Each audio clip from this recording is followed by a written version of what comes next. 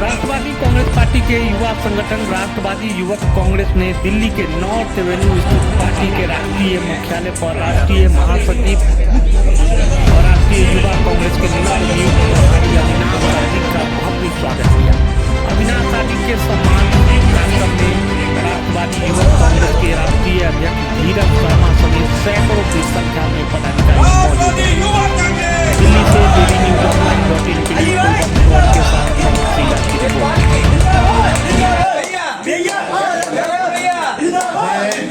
अपनी चिंताओं को लेकर कि कैसे उसका भविष्य बनेगा। आज की चाहे राजनीतिक पार्टियां हो, चाहे उनका खुद का कैरियर हो, जिसको लेकर वो चिंतित रहते हैं कि भाई पढ़ाई के बाद, मेरी शिक्षा पूरी होने के बाद क्या मुझे उचित एक कैरियर मिल पाएगा या नहीं मिल पाएगा। तो ऐसे युवाओं के लिए मैं बस बात कहना चाहूंगा, अपनी ऊर्जा को पहचानो, अपनी क्षमताओं को पहचानो, क्योंकि जब डर पता चला तभी ताकत पता चली।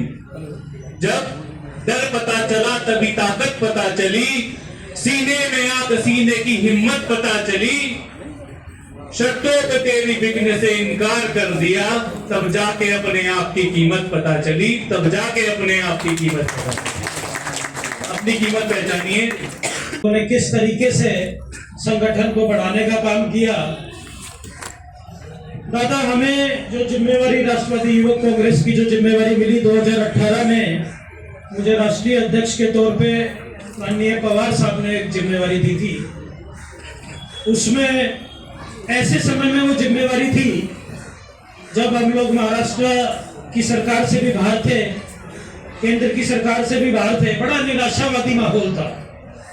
और जब संगठन हमारे हाथ में आया तो गिनती की सिर्फ एक 4-5 स्टेट में, तो भी नाम मात्र, मतलब महाराष्ट्र के अलावा मुझे लगता है केरला हो गया होगा, उसके अलावा ज्यादा जगह पे हमारे पास संगठन नहीं था। अब सबसे बड़ी जिम्मेवारी थी कि जो हमारी राष्ट्रवादी कांग्रेस पार्टी राष्ट्रीय पक्ष के तौर पे काम कर रही थी, यूथ, क्योंकि किसी भी संगठन का जो मेन रीढ़ की हड्डी होती है वो युवा संगठन होता है। अगर रीढ़ की हड्डी मजबूत होगी तो पूरी की पूरी पार्टी मजबूत होगी। इसी सोच से, और क्योंकि पवार साहब ने विश्वास जताया था, हम लोगों ने काम करना शुरू किया। कोई भविष्य नहीं बचेगा, तब हम लोगों ने मजबूती से, और मेरे युवा साथियों ने घर घर तक अपने विचारों को पहुंचाने का काम किया। राष्ट्रवादी कांग्रेस पार्टी ने किस तरीके से मजबूती से काम किया महाराष्ट्र के लोगों के लिए, हमें बहुत अच्छा प्रतिसाद मिला और हम दोबारा सत्ता में आ गए। सत्ता में आने की छोटी सी स्टोरी भी थी जो सब लोग जानते हैं। हमारे कुछ एमएलएस जो कि यहाँ पे दिल्ली गुड़गांव में थे, उन लोगों को भी हम लोग वहां से लेके महाराष्ट्र ले जाने का काम किया, जिसकी वजह से हमें एक मजबूत सरकार वहां पे मिली। वो काम भी राष्ट्रवादी युवक कांग्रेस ने वहां पे किया।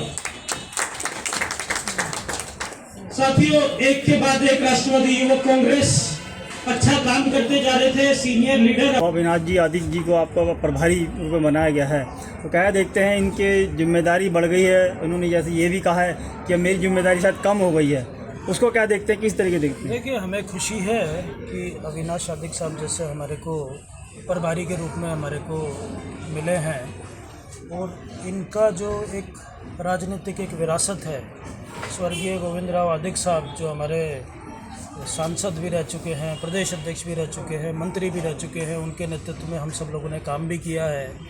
उसी विरासत के रूप में हम अविनाश आदिक साहब को भी देखते हैं, और हमें पूरा यकीन है कि जो आज हमारा संगठन है इससे बहुत बेहतर और बहुत ज़्यादा मजबूत होगा। आने वाले समय में राष्ट्रवादी युवक कांग्रेस से आपको ज़्यादा से ज़्यादा विधायक दिखाई देंगे, ज़्यादा से ज़्यादा सांसद दिखाई देंगे। उनके मार्गदर्शन में, उनके नेतृत्व में हम युवक संगठन को और मजबूत करने का प्रयास करेंगे। अधिक जी, आपसे एक क्वेश्चन है जी, नेशनल शिवसेना और यूटीपी का फिर दोबारा से कुछ ना कुछ संगठन में चल रहा है, तो कैसे देखते हैं आप? दोनों शिवसेना का कुछ आपसी में तालमेल कुछ बनता नजर आ रहा है आपसे पार्टी को? इसकी जानकारी आप ही के माध्यम से मुझे मिल रही है, मैंने तो ऐसा कुछ सुना नहीं। लेकिन एक बात, क्योंकि आपने ये बात पूछी महाराष्ट्र राजनीति से जुड़ी हुई, मैं आपको एक बात और बोलना चाहूँगा।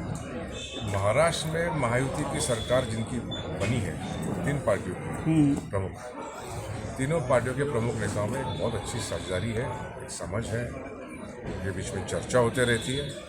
एक बात तो साफ है, कोई पार्टी किसी और पार्टी के किसी भी नेता को यहाँ से वहाँ नहीं। तो क्या जी दादा पवार और मैंने शरद पवार साहब से कुछ तालमेल की बात भी पीछे चली थी काफ़ी? इस तरह की चर्चा होती बीमार चल रहे हैं आजकल पवार साहब। बोले हम तो उनके सच्चे स्वास्थ्य की कामना करेंगे। मैंने तो ऐसा कुछ सर कुछ दिन पहले ये मर्ज होने की बात चली थी पार्टी